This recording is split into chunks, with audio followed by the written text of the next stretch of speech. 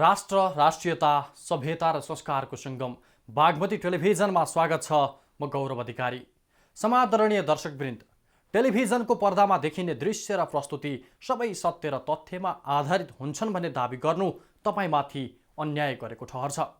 तथापि हामी तपाईलाई विश्वास दिलाउन चाहन्छौँ, हाम्रो यो प्रस्तुति सत्यको नजिक पुग्नेछ।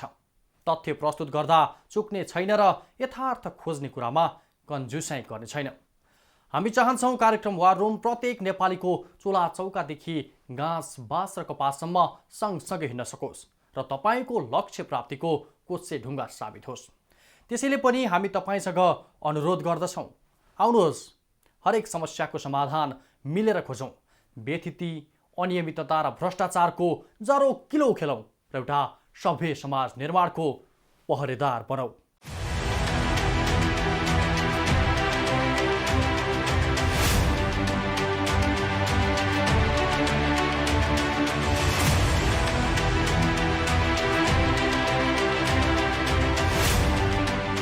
पोखराको क्षेत्रीय अन्तर्राष्ट्रिय विमानस्थल सन् 2023 जनवरी 1 मा उद्घाटन भइसकेको छ, जुन विमानस्थल पोखरेली जनताको 5 दशक लामो सपना र सङ्घर्षको परिणाम हो।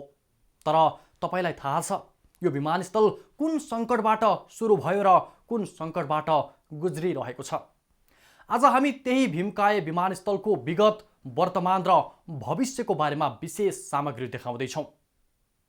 किनकि नियमित सञ्चालनमा आएको 3 महिना नबित्दै पोखरा विमानस्थल सञ्चालन अनि यसले बोकाएको ऋणभारको असर मुलुकको अर्थतन्त्रमा देखिन थालिसकेको छ।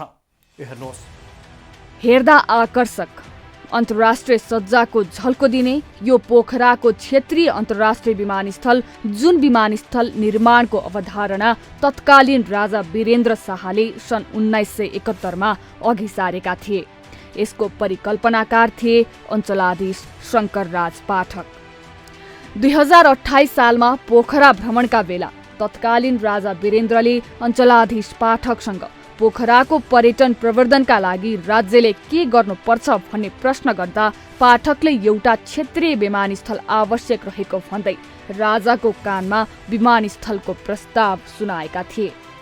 लगत्तै राजा वीरेन्द्रको चाहना अनुसार सन् 1971 मा जर्मनको इन्जिनियरिङ फर्म DIW लाई सरकारले विमानस्थलको साइट सिलेक्सन र डिटेल इन्जिनियरिङको जिम्मा दियो।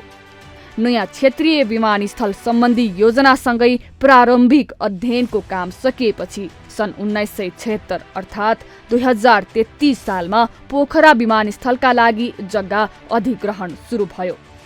जग्गा अधिग्रहण चल्दै गर्दा सरकारले जर्मनको इन्जिनियरिङ फर्म DIW ले तयार पारेको प्रारम्भिक अध्ययन प्रतिवेदनमाथि थप अध्ययन थाल्यो।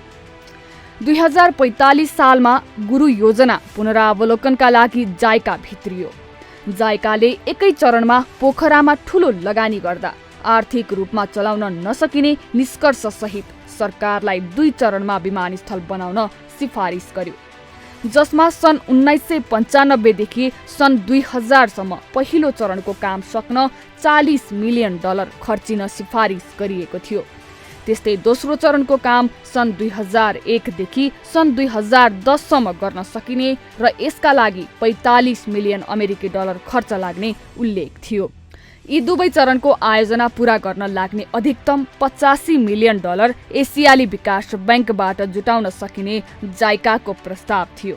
तर सरकारले एकै चरणमा दुवै काम अघि बढाउने जनाउ दिएपछि एसियाली विकास बैंक पछि हट्यो। एडीबी पछि हटेपछि जायकाले वर्षौं लगाएर गरेको विस्तृत अध्ययन तथा करोडौं खर्चिएर अधिग्रहण गरेको जमिन अलपत्र पर्यो। पोखराको आर्थिक गतिविधि विश्लेषण भइसकेकाले ठूलो ऋण लगानीका लागि दात्री निकाय तयार भएनन्। 2063 सालको राजनीतिक आन्दोलनपछि पोखरा विमानस्थलको एजेन्डा फेरि उठ्यो। जतिबेला भर्खरै नेपाल र भारतका बीचमा विभिन्न भारतीय शहरमा व्यावसायिक उडान सुरु गर्ने विषयमा हवाई सम्झौतामा हस्ताक्षर भएको थियो। उक्त सम्झौता कार्यान्वयनमा आउँदा नआउँदै सरकार फेरियो। 3 जना प्रधानमन्त्री परिवर्तन भए। डाक्टर बाबुराम भट्टराईको नेतृत्वमा सरकार बन्यो। सरकारले यो विमानस्थललाई राष्ट्रिय गौरवको आयोजनामा राख्यो। जतिबेला वर्षमान पुन अर्थमन्त्री थिए। पोखरामा बन्ने भनिएको विमानस्थल कसले, कसरी र कहिले बनाउने, स्रोत कसरी जुटाउने भन्ने विषय सार्वजनिक बहसमा नआउँदै अर्थमन्त्री पुनले चिनिया इन्जिनियरिङ कम्पनी CMMG सँग हस्ताक्षर गरे। यो कम्पनीलाई पोखरा विमानस्थल निर्माणको जिम्मा दिने भन्दै 2011 को सेप्टेम्बर 20 मा गरेको अपारदर्शी MOU विवादमा पर्यो। किनकि अरबौं लगानी हुने विमानस्थल निर्माणका लागि कुनै पनि अन्तर्राष्ट्रिय कम्पनीले निर्माण छनौट प्रक्रियामा भाग लिन पाएका थिएनन्। बिना प्रतिस्पर्धा चिनिया कम्पनीलाई विमानस्थल निर्माणको काम सुम्पेको विषय अख्तियारमा पुग्यो। सरकारले 2011 को सेप्टेम्बर 20 मा गरेको अपारदर्शी MOU खारेज गर्यो।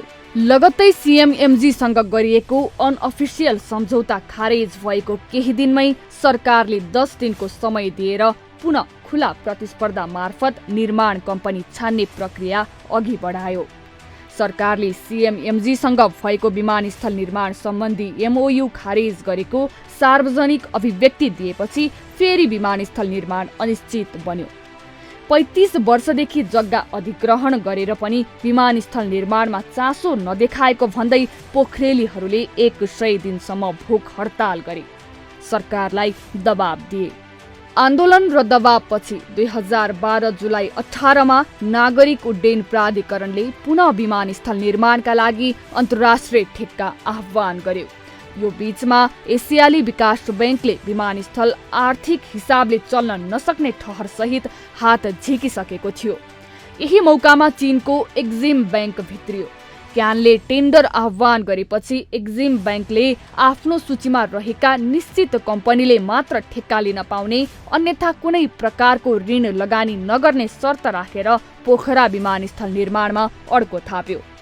त्यसैको परिणाम सुरुमा 22 वटा कम्पनीले टेन्डर प्रक्रियामा सहभागी हुन फर्म भरेकोमा एक्जिम बैंकको सूचनापछि 9 वटा कम्पनीले मात्र फर्म बुझाए। त्यसमा पनि 6 वटा फर्म एक्जिम बैंकको सूचीमै थिएनन्। त्यसैले 22 वटा कम्पनी इच्छुक भएर पनि अन्ततः एक्जिम बैंकको रणनीति अनुसार 3 वटा कम्पनी मात्रै प्रतिस्पर्धामा छानिए। ती सबै टप 3 कम्पनी चिनिया मात्र थिए, जसमा CMMG कम्पनीले $305 मिलियन टेन्डर हालेको थियो।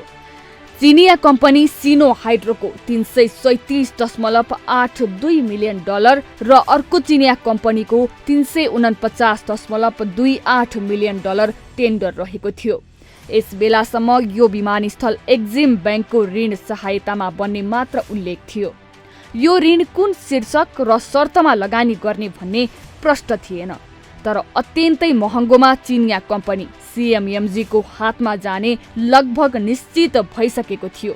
किनकि नेपाल सरकारले एसियाली विकास बैंकको सहयोगमा विमानस्थल बनाउने विस्तृत आयोजना प्रतिवेदन तयार पार्दा भन्दा 85% बढी अर्थात् $305 मिलियन को प्रस्ताव नै यो आयोजनाको सबैभन्दा कम प्रस्ताव बन्न पुग्यो। जबकि राष्ट्रिय आयोजना आयोगका तत्कालीन पदाधिकारीहरूले यो विमानस्थलको कुल लागत बढीमा $132 मिलियन पुग्ने र चिनिया कम्पनीले गरेको प्रस्ताव ज्यादै महँगो रहेको भन्दै आपत्ति जनाइरहेका थिए।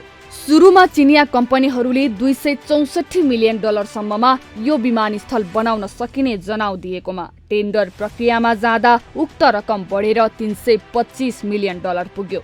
यहाँ कम्तीमा $70 मिलियन लगानी बढी गरेको प्रष्ट देखिन्छ।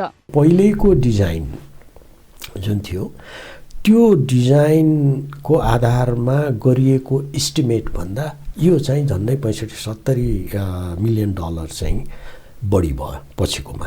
तर किन बढी भयो ल भन्नुहोस् भन्यो भने त्यहाँ साँच्चै ट्रान्सप्यारेन्ट रूपमा कमसेकम मैले चाहिँ देखाएको छैन।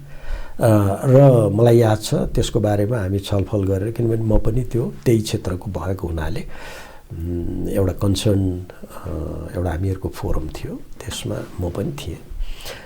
तर कसैले पनि भन्न चाहेन र कस्तो राजनीतिक तरिकाबाट त्यसलाई एउटा दबाइयो, त्यो महँगो बनाइयो। महँगो भन्दा पनि त्यस किसिमको प्रश्न गर्नेहरूलाई विकास विरोधी भन्ने टाइपको फ्रेजहरू प्रयोग भए। सन् 2014 को अप्रिलमा सरकारले चीनको एक्जिम बैंकबाट $217 मिलियन ऋण लिने र विमानस्थल निर्माणको जिम्मा चिनिया कम्पनीलाई दिने औपचारिक निर्णय गर्यो। लगत्तै सन् 2016मा चिनिया कम्पनी CMMG इन्जिनियरिङसँग $215.96 मिलियन विमानस्थल निर्माण गर्ने सम्झौताको तयारी भएको थियो। विज्ञहरूका अनुसार यो सम्झौता अनुसार विमानस्थलको निर्माण लागत 70 अर्बले बढिसकेको थियो। थेग्नै नसकिने ऋण भार पर्ने भएपछि नागरिक उड्डयन प्राधिकरणले एक्जिम ब्याङ्कको उक्त शर्त अनुसार ऋण तिर्न नसकिने भन्दै हस्ताक्षरका लागि आनाकानी गर्यो। कर्मचारीहरू आन्दोलनमा उत्रिए।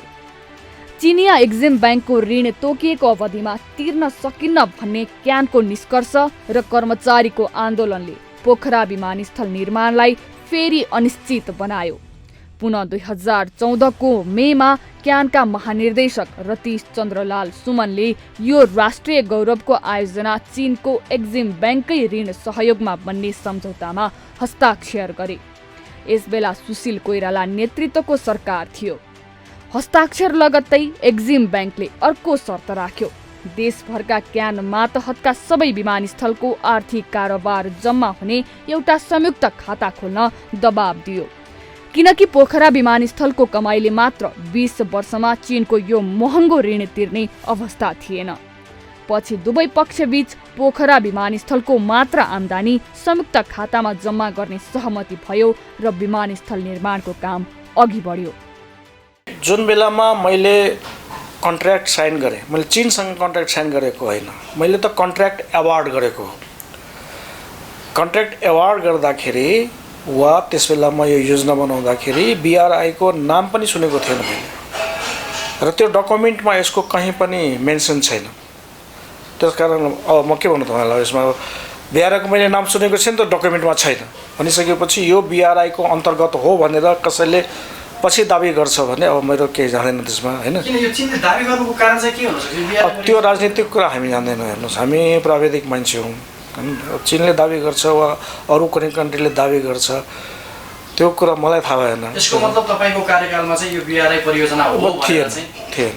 सन् 2016मा नेपालमा केपी शर्मा ओलीको नेतृत्वमा सरकार बनिसकेको थियो।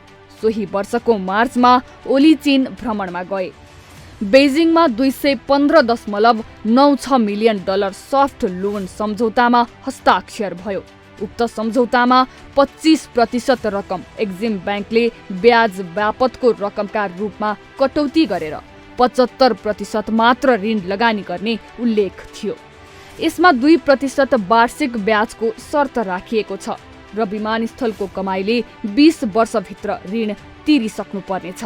पोखरा एयरपोर्ट र जुन आफूले टेन्डर, चिनिया कम्पनीले टेन्डर पारेका परियोजनालाई पनि चिनिया सहयोग भनेर व्याख्या गरिदिने, अनि BRI भन्दा अगाडि सम्झौता भएर त्योभन्दा बाहिरका बक्सबाट उपक्रमबाट आएका कर्जा र अनुदानलाई पनि त्यसै अन्तर्गत हो भनेर व्याख्या गरिदिने र अब युनिलेटरली GSI-मा नेपाल चाहिँ नि सहमत छ भनेर प्रेस रिलिज गरिदिने, यस्ता क्रियाकलापले गर्दा चाहिँ हामीहरू झन् अन्तर्राष्ट्रिय दबावमा पर्छौँ र चीनप्रतिको हाम्रो जुन परम्परागत विश्वास छ त्यसलाई त्यसले खण्डित पार्छ।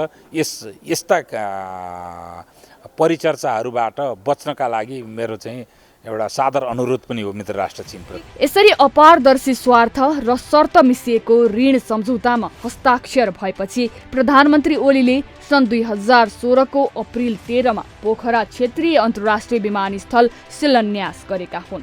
त्यसपछि बाँकी प्रक्रिया पूरा गरेर सन् 2017 को नोभेम्बर 1बाट चिनिया ठेकेदार कम्पनी CMMG-ले निर्माण सुरु गर्यो। सोही विमानस्थल सन् 2023 को जनवरी 1 का दिन प्रधानमन्त्री पुष्पकमल दाहाल प्रचण्डले उद्घाटन गरेका हुन्। ऋण दिन हानथाप गर्ने अनि ऋण दिइसकेपछि त्यही ऋणको पासोमा पार्ने, यो चिनिया बैङ्कहरूको रणनीति नेपालको हकमा कसरी लागू हुन्छ? केही महिनापछि पोखरा विमानस्थलले कुन नियति भोग्छ त्यसैबाट सबथोक निर्धारण हुनेछ। तर सुरुमा वार्षिक 2% ब्याजमा भनेर गरिएको लगानीलाई अहिले चिनियाहरूले बेल्ट एन्ड रोड इनिसिएटिभ प्रोजेक्टका रूपमा व्याख्या गरिरहेका छन्, जुन पोखरा विमानस्थल निर्माण सम्झौतामा कतै उल्लेख छैन। यसले स्वाभाविक प्रश्न उठेको छ, BRI-को प्रोजेक्ट भनेर चिनियाहरू पन्छिरहँदा कतै पोखरा विमानस्थल चीनले नै भाडामा लिएर चलाउन खोजिरहेको त छैन? जवाफका लागि यो आशंका अझै अनियलमा छ।